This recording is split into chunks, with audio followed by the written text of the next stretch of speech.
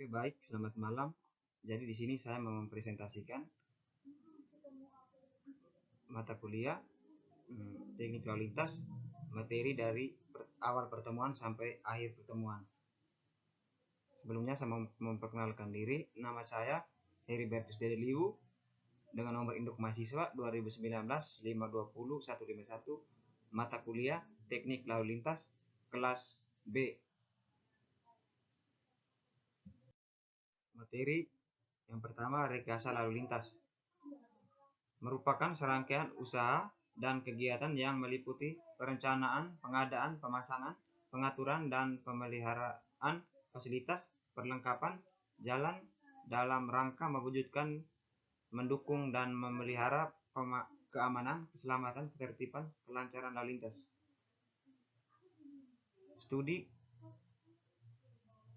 karakteristik lalu lintas meliputi yang pertama, faktor-faktor kendaraan dan manusia, yang kedua volume lalu lintas, yang ketiga arus lalu lintas, yang keempat pola perjalanan, yang kelima parkir dan terminal, yang keenam pelayanan fasilitas dan pemakaiannya, ketujuh analisis kecelakaan lalu lintas.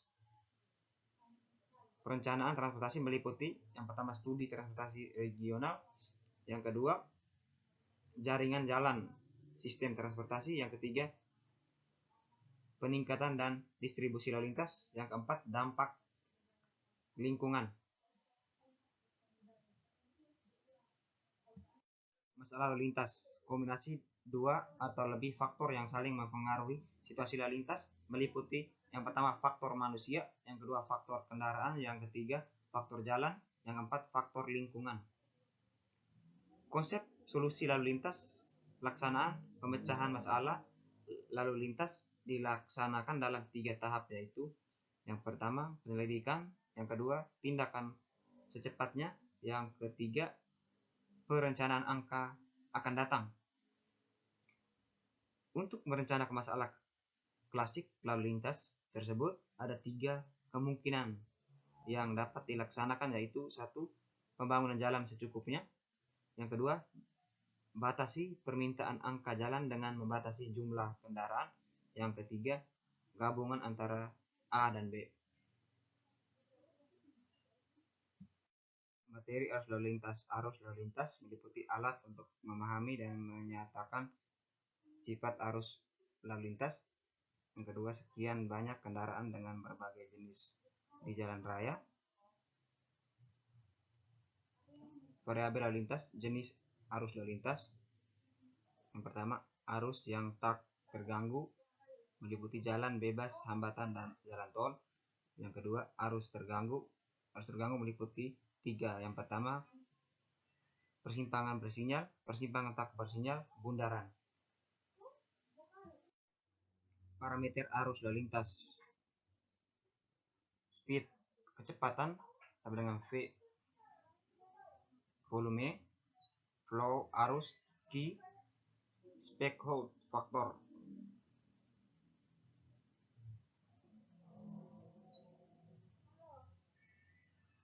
Headway, H. Gap, G. Spacing, S. Clearance, C.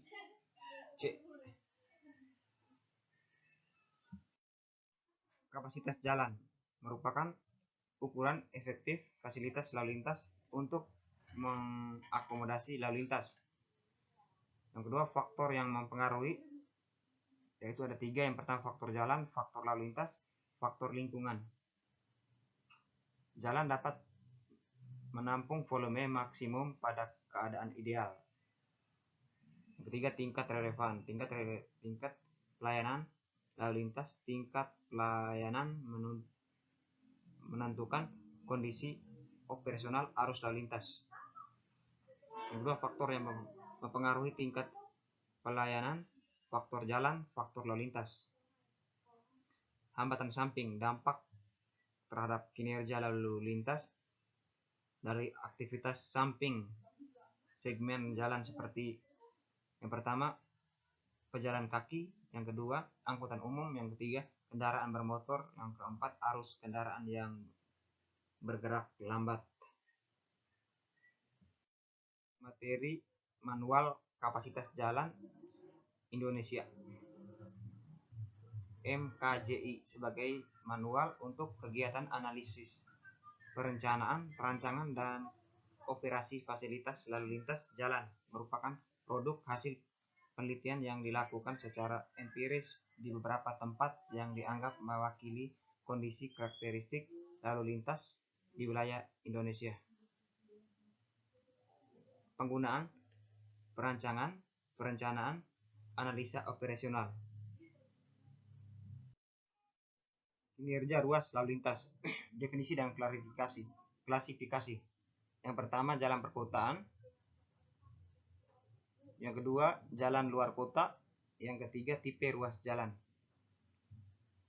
Karakteristik jalan. Yang pertama geometrik, tipe jalan, lebar jalur lalu lintas, kerep, bahu, median, alinemen jalan, komposisi dan pemisah arah, pengaturan lalu lintas, hambatan, sampah.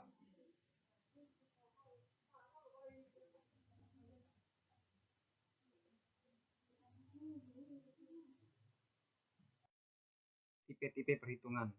Yang pertama kecepatan arus bebas, yang kedua kapasitas, yang keempat derajat kejenuhan, yang ketiga kecepatan pada kondisi arus sesungguhnya, yang terakhir arus lalu lintas yang dapat dilewatkan oleh segmen jalan tertentu dengan mempertahankan tingkat kecepatan atau kejenuhan tertentu. Arus dan komposisi lalu lintas. Kendaraan ringan, kendaraan berat, sepeda motor. Perilaku lalu lintas untuk jalan tak terbagi. Analisa dilakukan pada kedua arah lalu lintas. Untuk jalan terbagi, analisa dilakukan terpisah pada masing-masing arah lalu lintas. Yang ketiga, derajat kejenuhan. Yang keempat, kecepatan pada kondisi arus sesungguhnya. Yang terakhir, waktu tempuh rata-rata.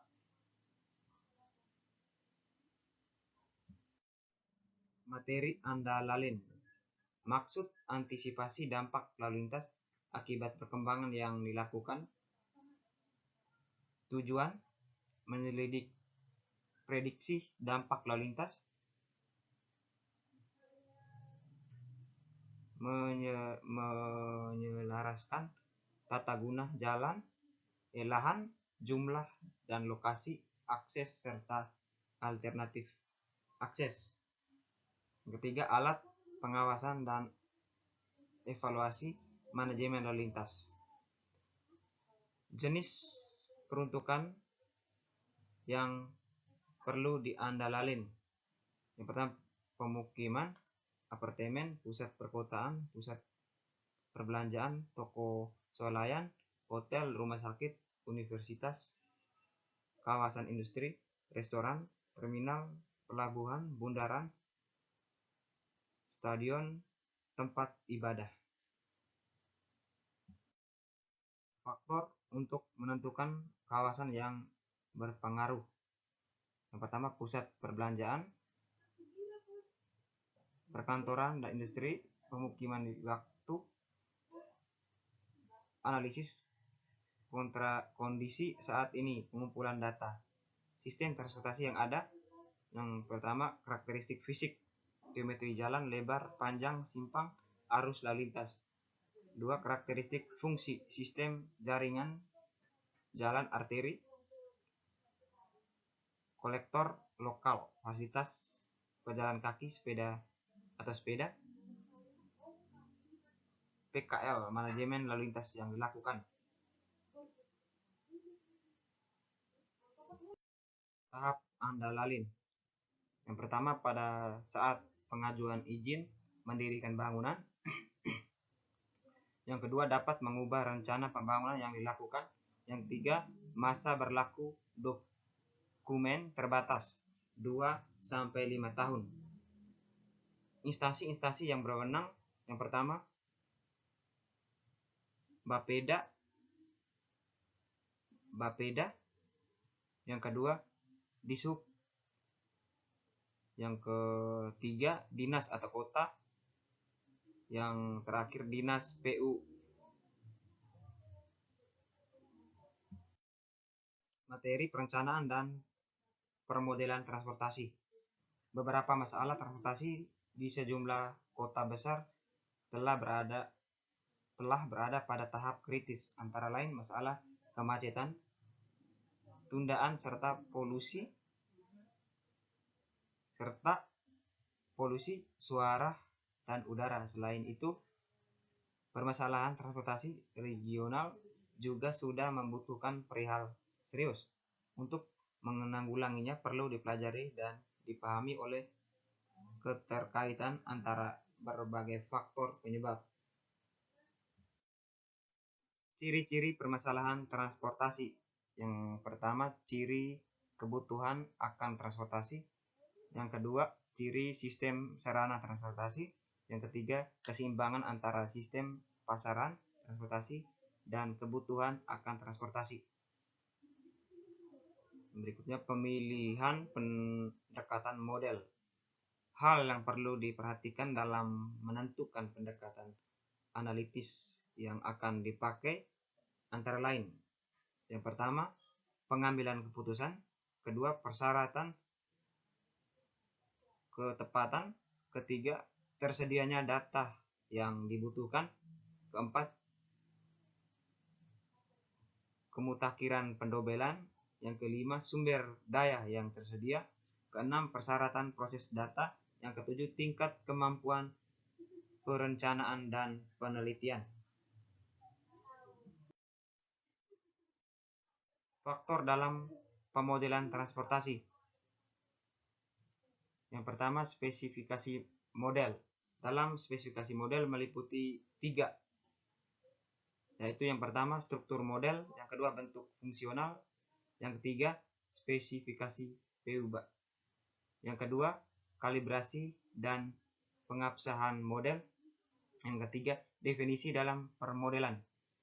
Jadi dalam definisi permodelan yaitu ada beberapa. Yang pertama, 1 fungsi, 2 argumen, 3 PU-BA, 4 parameter, 5 koefisien, 6 kalibrasi, 6 algoritma. Materi analisis kebutuhan parkir. Parkir merupakan keadaan di mana kendaraan tidak bergerak dalam jangka waktu tertentu, yang berpotensi menimbulkan masalah antara lain bangkitan tidak tertumpung oleh fasilitas parkir di luar badan jalan. Yang kedua, tidak tersedianya fasilitas parkir di luar badan jalan sehingga bangkitan secara otomatis memanfaatkan badan jalan untuk parkir. Identifikasi masalah parkir berdasarkan jenis moda angkutan. Yang pertama, parkir kendaraan bermotor meliputi 3, kendaraan roda 2, kendaraan roda 4, bus. 2, parkir kendaraan tidak bermotor, becak. Berdasarkan lokasi parkir di badan jalan. Yang kedua, parkir di luar badan jalan. Penanganan masalah parkir. Yang pertama, tahap jangka pendek. Yang kedua, tahap jangka menengah atau panjang. Kebijakan parkir. Yang pertama, menemukan suatu kompromi antara banyaknya ruang kerep dan diperuntukkan bagi kendaraan yang bergerak. Yang kedua, membuat persediaan untuk parkir kendaraan, pengantar barang, parkir singkat dan lama. Materi jalan berkeselamatan. Jalan berkeselamatan didefinisikan sebagai jalan yang memenuhi 3 aspek, yaitu regulating route, self-explaining route, serta forgiving route. Regulating route artinya bahwa jalan dibangun harus mengikuti kaidah atau aturan geometrik yang telah ditetapkan oleh pemerintah dalam regulasinya. Manajemen lalu lintas ada 4, yaitu yang pertama, tujuan manajemen lalu lintas untuk mengelola sumber daya yang ada secara lebih efisien dan efektif. Yang kedua, tugas manajemen lalu lintas untuk memanfaatkan infrastruktur jalan yang ada untuk mencapai kapasitas optimal melalui penggabungan konsep dan strategi serta kronologi dalam mengontrol dan mengatur lalu lintas. Yang ketiga, marka dan rambu merupakan perlengkapan jalan sebagai bagian dari komponen manajemen lalu lintas sebagai alat informasi untuk membimbing dan mengontrol lalu lintas. Yang keempat, perlengkapan jalan secara hukum telah diatur oleh PBB sebagai perjanjian yang menikah secara internasional.